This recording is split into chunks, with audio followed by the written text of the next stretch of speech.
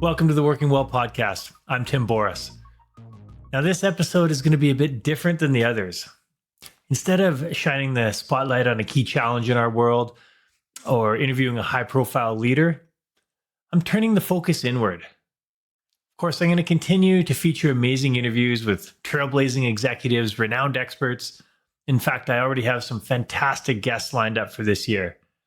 But today sets the stage for a series of episodes that I'm going to produce that will address important life lessons and their impact on how the humans around us show up each day, whether at work or at home. I'm calling this series 52 Life Lessons, the wild and wonderful path to personal and professional growth. And I started this because September 23 marked a significant milestone in my life. I turned 50. Now, in dealing with this stark realization that I wasn't 20 anymore, I spent a lot of time reflecting on life's journey. And I created a list of what I felt were, let's say, the 50 most important lessons that I'd learned throughout my first 50 years. Now, this list I created purely for my personal awareness, and to be honest, I didn't do much with it after that summer. Of course, life continues to be an adventure and what I will often say is a relentless teacher. When we forget some of these previous lessons that we learned, it's amazing how new opportunities cross our path to relearn old lessons, along with many new ones. I guess it turns out that not everything we need to know we learned in kindergarten. I used to believe in that, but we're still learning something every day. And I love that aspect about life. So the 18 months since I wrote that original list have been packed with some of the biggest personal and professional challenges in my life. And it's these wins, these losses, and the new insights that got me to the point where I'm reflecting again and revisiting my original list with some newfound insights and wisdom. And I talked to a few friends, mentors, and even my coach, and they encouraged me to share these insights with a wider audience. So since I'm turning 52 this summer, I'm not there yet, and there are 52 weeks in a year, I've decided I want to reinforce the lessons for myself by releasing a series of podcasts and blog posts throughout the year. And I'm excited about sharing and hopefully helping these other people out there, like listeners like you, learn and grow from my experiences. Sure, it would be easy to just post a simple 52-item text list, but that's not going to create a positive impact. Well, not as much of a positive impact, because I feel it would be missing the insights, the stories, the practical applications of each of these lessons. I know that this helps me internalize my learning experiences, and from working with thousands of clients over the years, that context, the meaning, the emotion, those are some of the greatest learning accelerators out there. And this is the first release of this Life Lessons series, we'll call it. The rest are going to be released every week or so throughout the year. Not set on a specific timeline, but my goal is to do approximately every week, maybe two, we'll see. It's all going to depend on what my schedule looks like for putting these out. But before we dive in, it's important to address the skepticism about these types of lists. Yeah, many of them are boring. Lots of them these days are AI generated, and some of them are overly generalized garbage with no meaning or context. Some of them are just recycled from other people's lists. I want to try and avoid that. Now, to be clear, thoughtfully created lists can be amazing. I've personally found great value and insights from similar lists like that, particularly some from my mentors and my colleagues. So keep in mind that just because they're not necessarily your lessons doesn't mean you can't learn from them. A second point to consider is familiarity. Just because a concept, a principle, or a term is familiar, it doesn't mean it loses its meaning or its power or its impact to the person writing it or to those reading it. I've had this happen to me before. A simple phrase that I may have seen 1,000 times before, in a certain moment becomes a powerful catalyst that inspires me to start showing up differently as a more evolved version of myself. That's part of the power of it, is those lessons and those learnings and the insights keep getting put in front of us until we actively push them away or we start to incorporate and learn them. As the saying goes, until we're in the headspace to see, to hear, to feel, and to act on those lessons, we're not going to be able to. As we learn, we grow, we develop, we start to see our surroundings through a new lens, a different mindset, a different perspective. And the pace of change in the world of business is fast, and that drives incredible complexity for the world of human resources. Welcome to the HR Data Labs podcast, a series of conversations with experts inside and outside the world of HR on how to innovate, measure, and evolve our practices. Our goal is to help provide you with practical examples of how HR has to change to meet the complexity of the business environment. Every week, we'll talk to new and different voices on all aspects of HR. And at times, we'll get irreverent. Silly even. And sometimes geek out on the data and technology that underlie the processes that drive the world of HR. But the conversations are always insightful and fun. So please, enjoy the HR Data Labs podcast. this allows us to generate fresh insights and actions from information and experiences that may have been familiar to us because we're literally seeing it as a different person than we were in the past. On the contrary, if these approaches and these opportunities are approached with pessimism, I can't speak. If you approach these opportunities with pessimism and thoughts of, that's so obvious. Everyone knows that. I encourage you to pause and ask yourself, yeah, this might seem obvious, but am I actually doing it? Quite often, you're going to find that answer is no. And again, I've been in this situation many times. This sarcasm or pessimism, which you approach a situation is like roll your eyes. I used to do that a lot. It's on different business things. I'd go to a marketing conference. I'm like, oh, okay, yeah, whatever. Someone's saying to do this. And then I'd start to think about it. I'm like, am I actually doing that? Am I getting the results I want? Many times I wasn't getting the results I want, but I wasn't doing these things throughout my day-to-day. And yet I was still approaching them with pessimism. And that's a big red flag. Step back and say, what can I take from this? The next logical questions in that are, if you're not doing it, why aren't you doing it?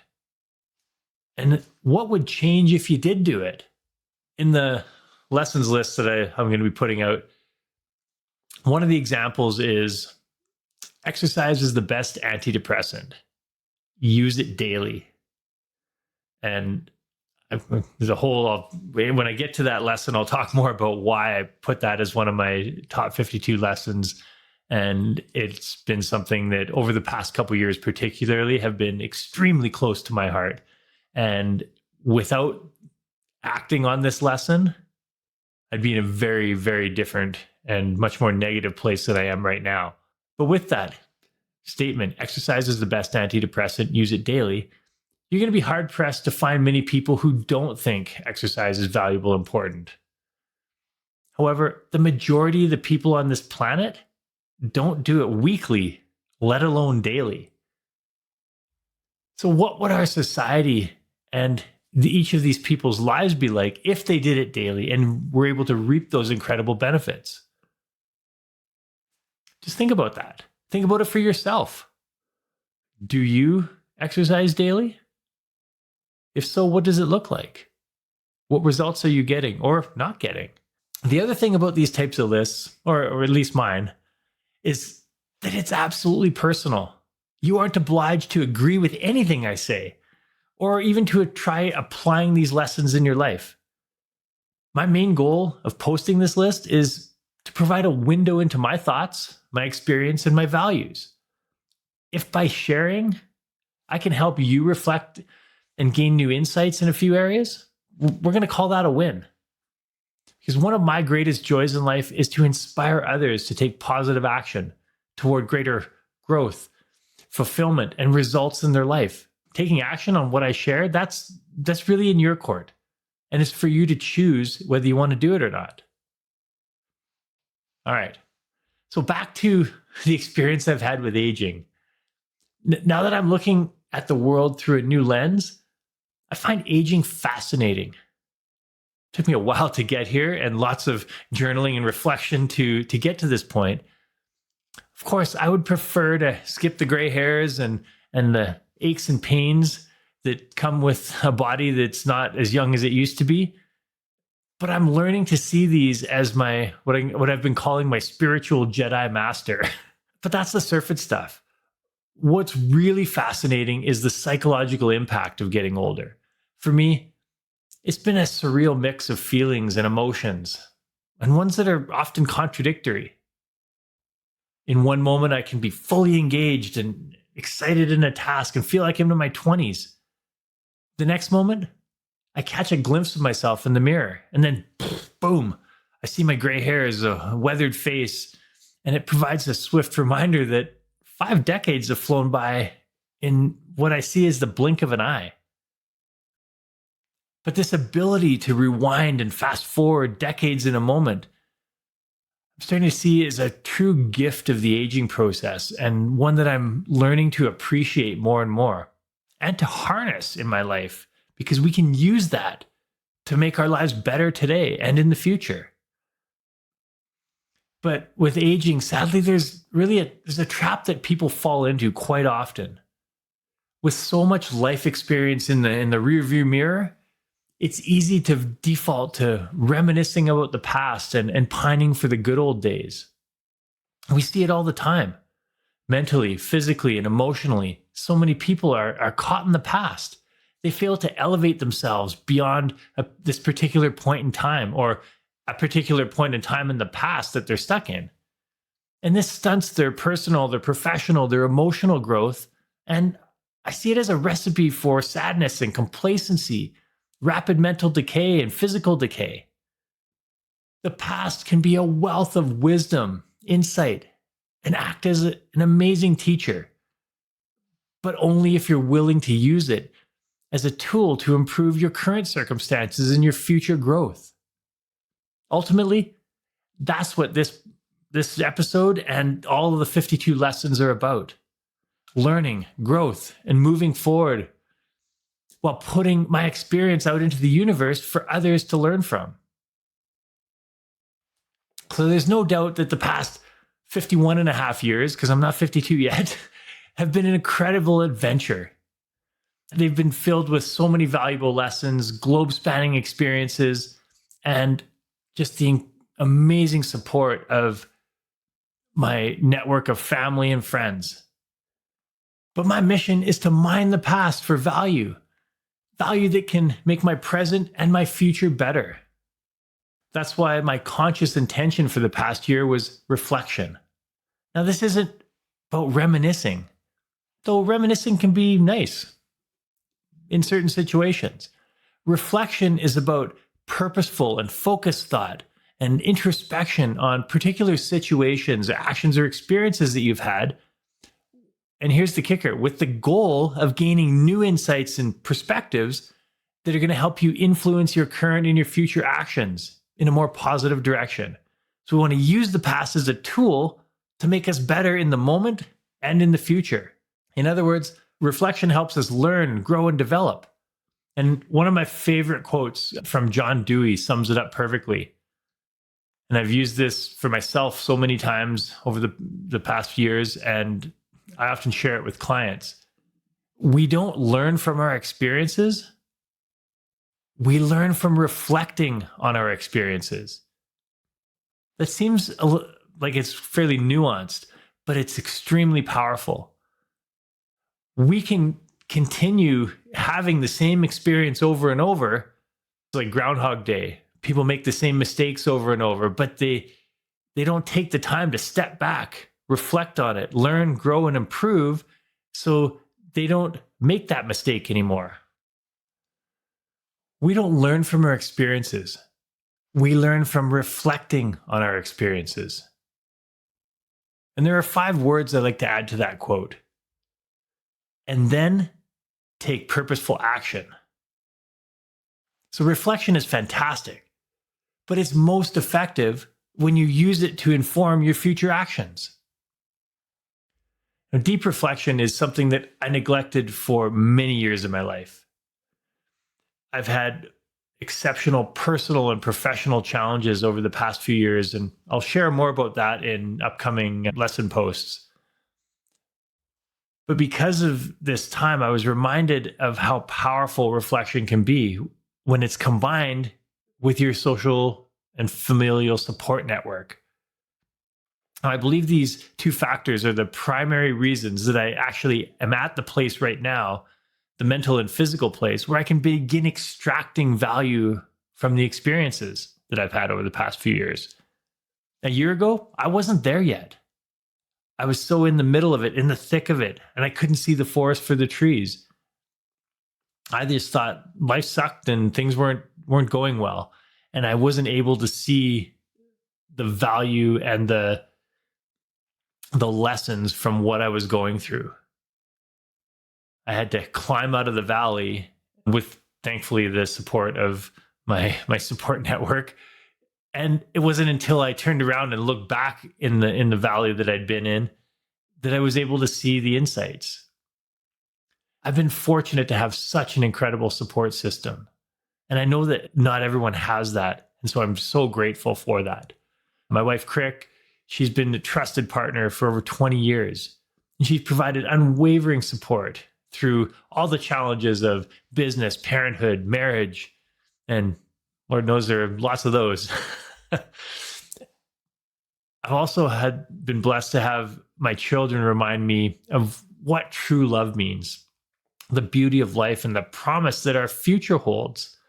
Again, contrary to what you're going to read on the news, I've experienced that kids today are much smarter. They're more engaged than we were at that age. You're going to see lots of stuff on the news, and I hope you don't watch too much news because these days it is not very conducive to mental health and performance, but that's for another post. Then there are the amazing friends that I've had for what I like to call reasons, seasons, and a lifetime. They've continued to show up both for fun and when it really mattered. And this brings me to the list of lessons I've compiled. Whether you choose to call them lessons, insights, beliefs, principles, or just my random musings, they've been cultivated through the diverse experiences and challenges that I've had and the guidance of some of the most influential people and mentors throughout my life. All in all, they encapsulate the philosophy and the passion by which I approach life at this point in time. Down the road, with more experiences, more reflection, I'm sure I'm going to have many more lessons. Now, some of these lessons, they're going to seem obvious. Some of them are like lifetime or timeless truths, while others represent a more unique perspective on my experiences. So as I share these lessons throughout the year, my hope is that they will resonate with you. They're going to spark inspiration, or perhaps offer a new perspective on your own life's journey. Life is constantly evolving. It's an adventure, and I feel like I'm just scratching the surface. So I'm going to say, here's to the next 50 plus years of growth, more learning, and embracing the valuable lessons that are yet to unfold for you. Enjoy your time on this planet, and please share your thoughts and comments as we navigate this adventure together. And share it with others you think might benefit. So subscribe to the podcast, connect with me on the blog, and stay tuned for each lesson. Think well, live well, be well. We'll chat soon. That wraps up another episode of the Working Well podcast. If you enjoyed the show, please rate, review, and subscribe wherever you get your podcasts. Now, which guests or topics would you like to see featured on the show? Message me through LinkedIn or on the contact page of timboris.com with your ideas. Thanks for tuning in. I'm Tim Boris with Fresh Wellness Group, and I look forward to seeing you on the next episode.